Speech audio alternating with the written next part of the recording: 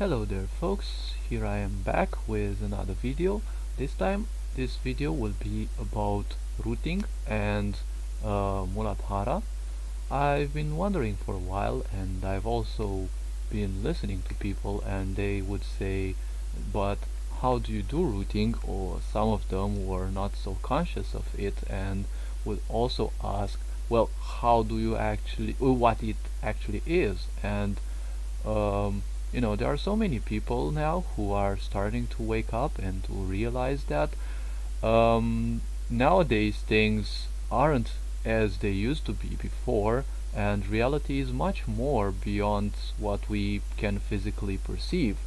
And even if many people will still want to hide behind that shell of inexistence, in that aspect of it may have happened, but I definitely haven't seen it.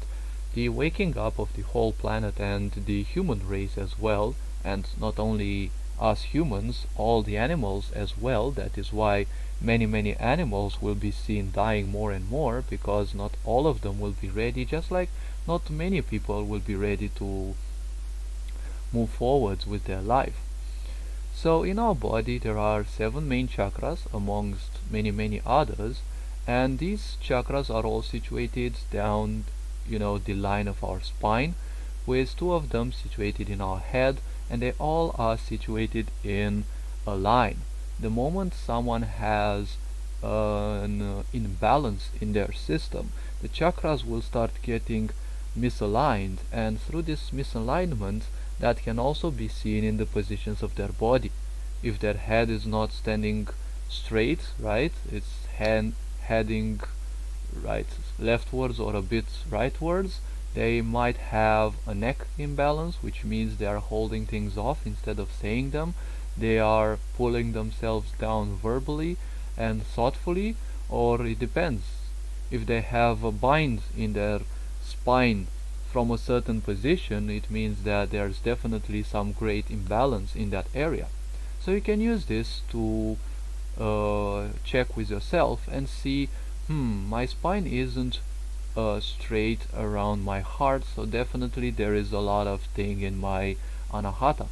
Now, as we grow up, there's definitely a lot of waste that is being drilled in our mind, and of course we also don't have the correct teaching in many cases about how to balance ourselves and how to take care of ourselves, and that ends up as quite unuseful for us, because we get up we are brought up with a lot of programming and self-beliefs, self-limiting beliefs, and that will sooner or later find itself in our spines.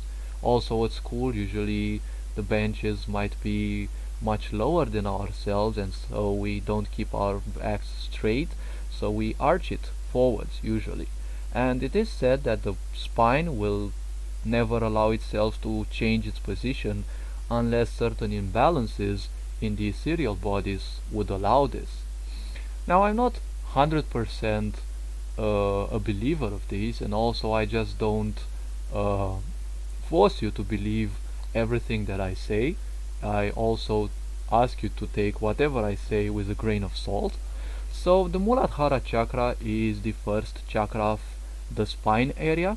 It is not the lowest main chakra we have. The lowest ones are situated in the soles of our feet, and they are called the soles of our feet because they also have a very powerful link with our soul. Well, honestly, I don't believe in the idea of a soul. I just believe in the idea of consciousness.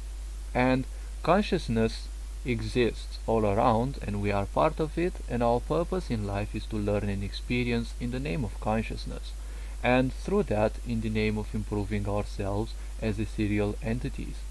Now, consciousness is something that is said to be existing within the body. However, the thing is, we are always taught to live life in reverse, and we are taught that the soul, or what I call the consciousness, lives within the body, but it is quite the opposite. The body lives within consciousness. And well, it might be difficult to understand, but this is how some of the sources I encountered would state.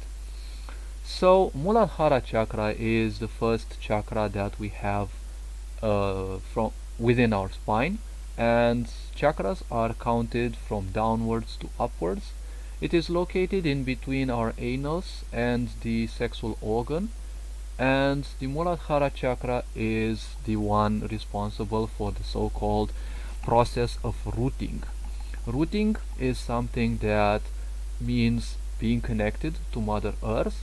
It's something that, as it sounds, means building powerful roots within this world, living entirely into the present moment, and being quite very resistant, if not immune, to illusions and also to fear.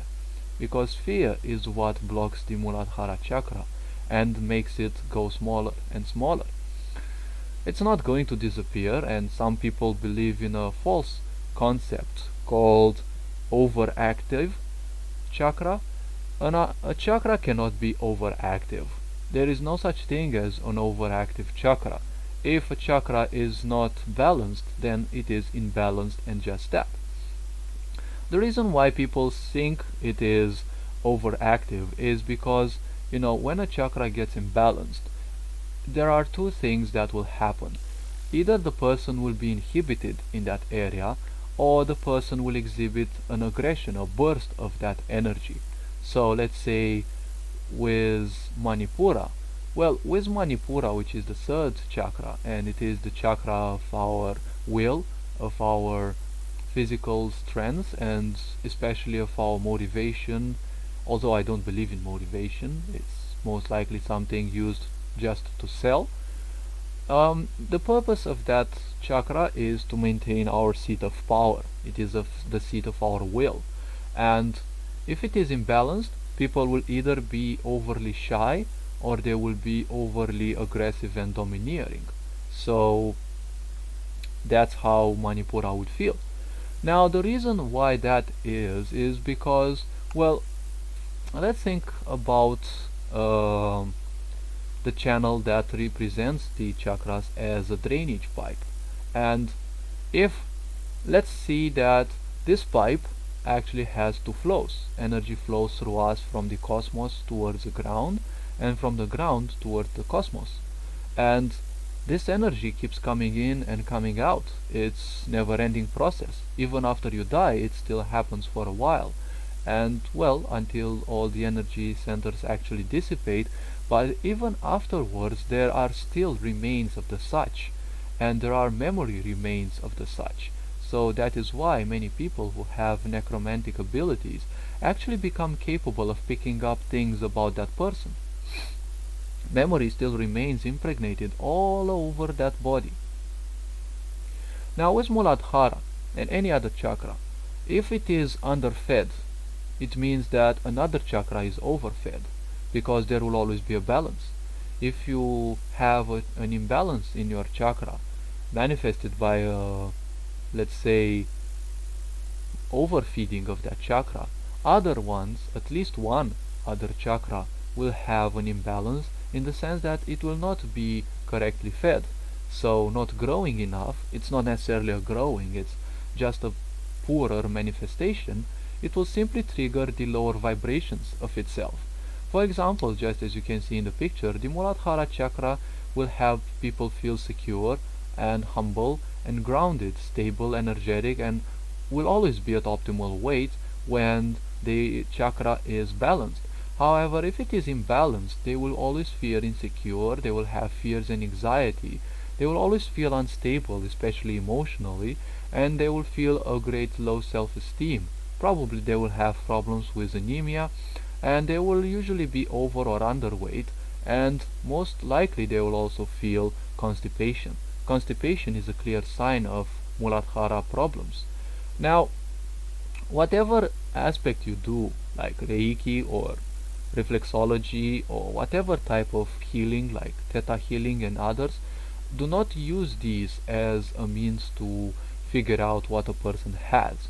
Sure, if you have these symptoms, there is an imbalance in that particular part of the body regarding those chakras. Like each organ has its own chakra, for example. Each system has its own chakra. But the point is that still science needs to be used. Like you still need to go to a medic and see if there is no such thing as a physical symptom or a physical disease. Because when a chakra is imbalanced, it causes diseases because the body doesn't feel at ease. And there are many bodies that we have. For example, our physical double, which is an ethereal body, and whatever diseases would appear in ourselves, they appear in that body at first, and the first symptoms appear in our body. We physically feel them at times even before getting literally sick, because that body is transmitting us disease because we are not taking care of higher bodies. And everything is interconnected in this way, so I'll probably discuss about this in other videos, because for the moment I will most likely end up speaking about many things at the same time. So with Muladhara, if it is imbalanced, people will not feel very well.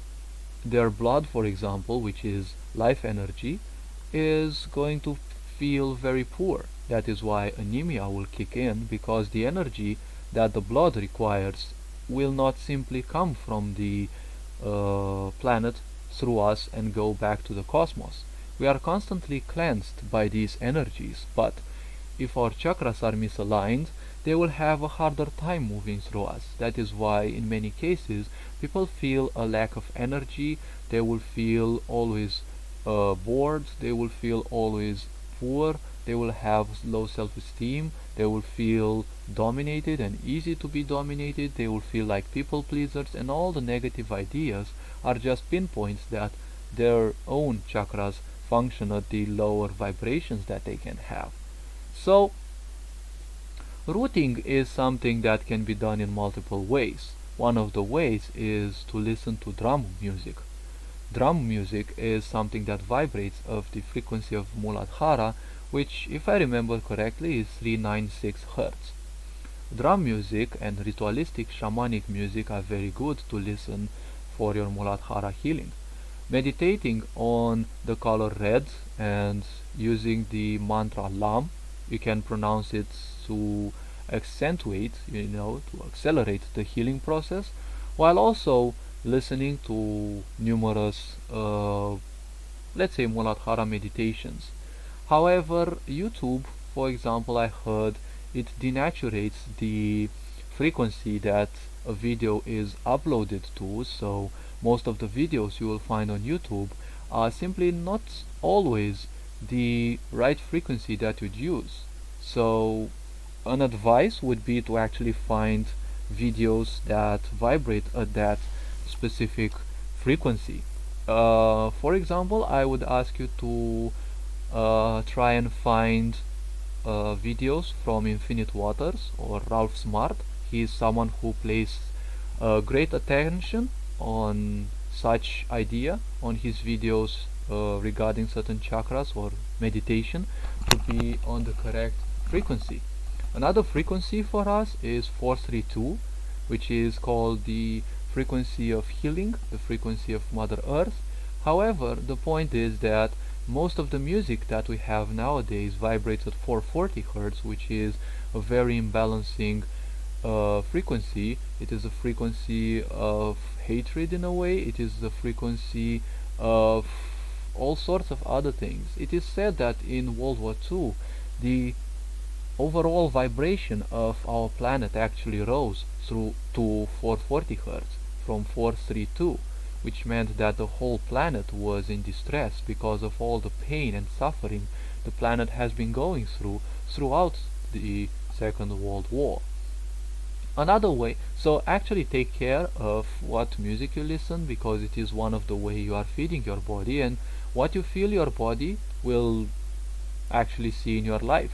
If you don't feed it with whatever it needs in terms of food, music, whatever you see, whatever you watch, whatever you feel, there will always be imbalances within you, because those inputs will actually go, most of them actually go straight to the DNA, and through your DNA will actually, they will alter your own body, and that will also affect your chakras, which will cause imbalances in the upper bodies, in the spiritual and ethereal bodies, and those will reflect back on your physical. Another way to balance your Muladhara is to listen to rap music. Rap music is considered the most rooting music, although most people would say no. However, I would advise that the rap music that you listen is good quality music that gives some deep messages instead of denaturating women and promoting violence and drugs. There's a great difference in between the two, between these two aspects, because in the end what you feed yourself with, well, it will end up improving you, uplifting you, or like downgrading you. When you meditate, when you listen to meditative music, pay attention that the brain works on 90-minute cycles when you sleep. So there's 19 minutes of activity and 19 minutes of pause. So throughout your sleep, make sure that your meditation music is at most 90 minutes in length. Afterwards, you will simply overload your mind and you probably won't be having a much needed rest, and the quality of your sleep will most likely decrease.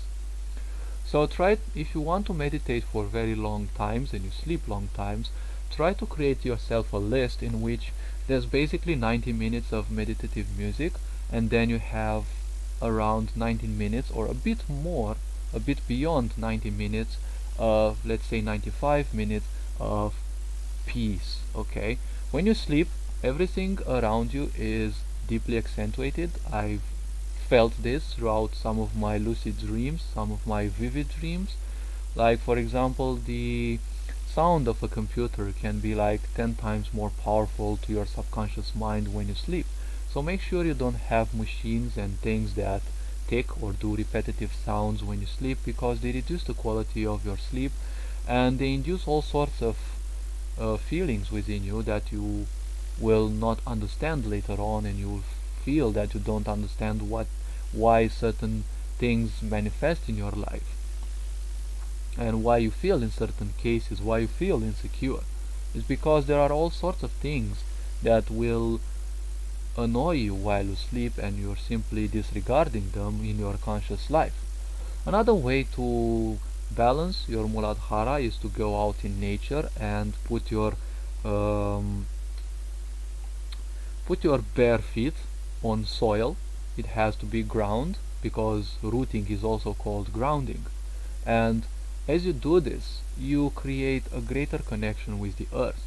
While you wear shoes, the connection with the earth is inhibited a bit, and also stepping on non-ground terrain, right, on asphalt and other materials like even wood, it also inhibits this a bit more.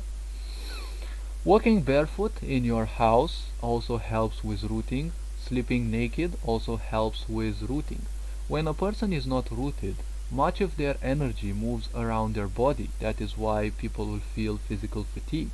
So it's like your body, let's say your soul, although I do not believe in the idea of a soul, let's say your soul lives more like half or even more outside your body instead of being fully inside your body.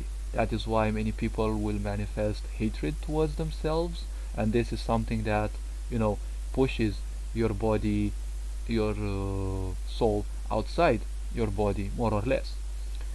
To go even further, the aspect of rooting will help you with eliminating radiation that we have in our auric fields and reducing the negativity that we have in our auric field, thus making ourselves more positive, therefore more incompatible with parasitic entities.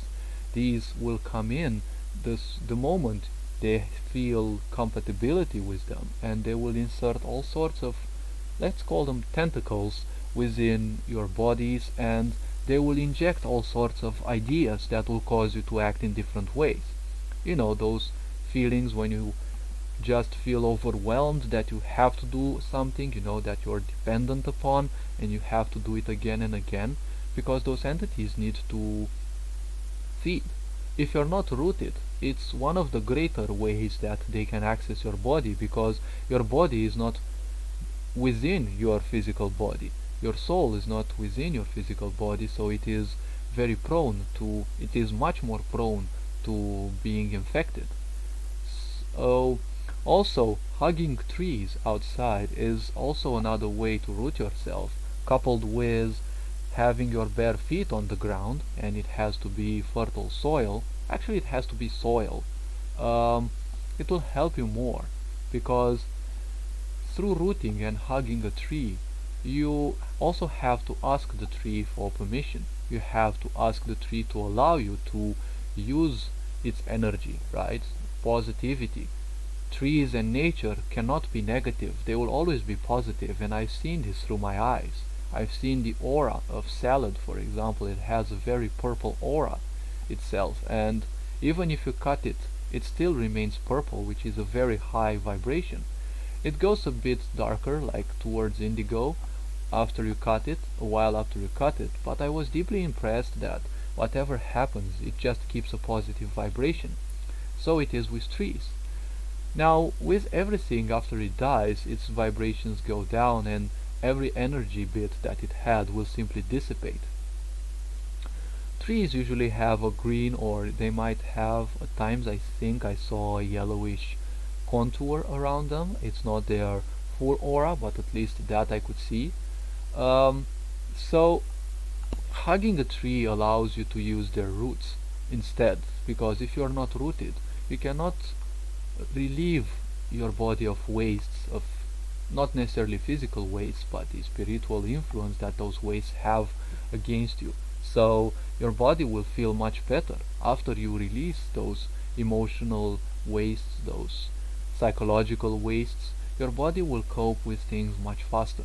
If you can root daily, that is something very, very good to take into account for your health. And hugging a tree allows you to use their roots because you're not yet rooted, and as you grow your own roots, it's a project that goes on for a time. It takes time depending on individual, and you can actually meditate outside as you do this. Yeah, sure, there will be challenges. Like in my case, I still worry that other people will pick on me, will make jokes of me, and I might not be able to focus on that. The reason why you will not be able to focus on that is that you still have entities that will feed themselves from your emotional triggers. When people will make fun of you, you will have emotional pain, and those entities will want you to feel that pain because it feeds them. So becoming resilient to people's attention, to people's gestures against you, well, that is a must. It is a must nowadays. Now, to prevent this video from moving further, all I can say is that the Muladhara Chakra is a very important one. So rooting is something that you should make a very important thing in your life. At least once a day, or at least once in several days, you should go out and try to root yourself, because we have a lot of garbage that we take in. Radiation from the machines around us, pollution, and all sort of bad thoughts that we create and that linger with us.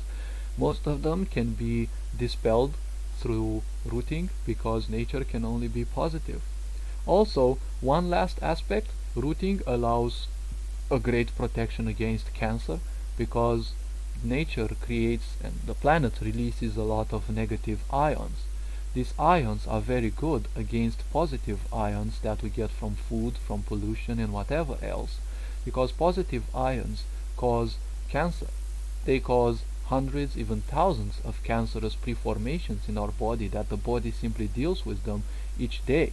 Like literally each day we have so many of these cancerous things that form within us, but the point is that our body will simply fight against them. However, it is enough that some of them are not dealt with, and they can actually end up in, like really cancerous formations that go beyond the body's capability to fight back.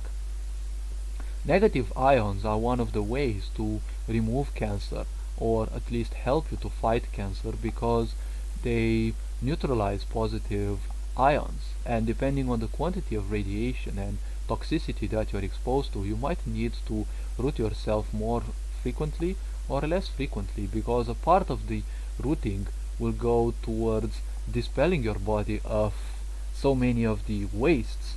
When you have a lot of negative baggage that wants to move away, and it will naturally move away because all our bodies will increase in vibration, you will feel very sore feet. You will feel as if your feet have a very they just hang, they feel very heavy.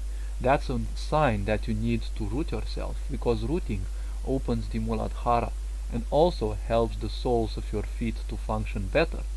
Now, without further ado, I wish you a very good day. Have great care of yourself, and let's make this year an even greater one and a more fulfilling and pleasant one for ourselves. Have a nice day. If you are new to my channel, feel free to follow. Feel free to subscribe if you wish. Feel free to not take whatever I say into account like fully. Take everything I say with a grain of salt. And until next time, Ferengi on board, signing out.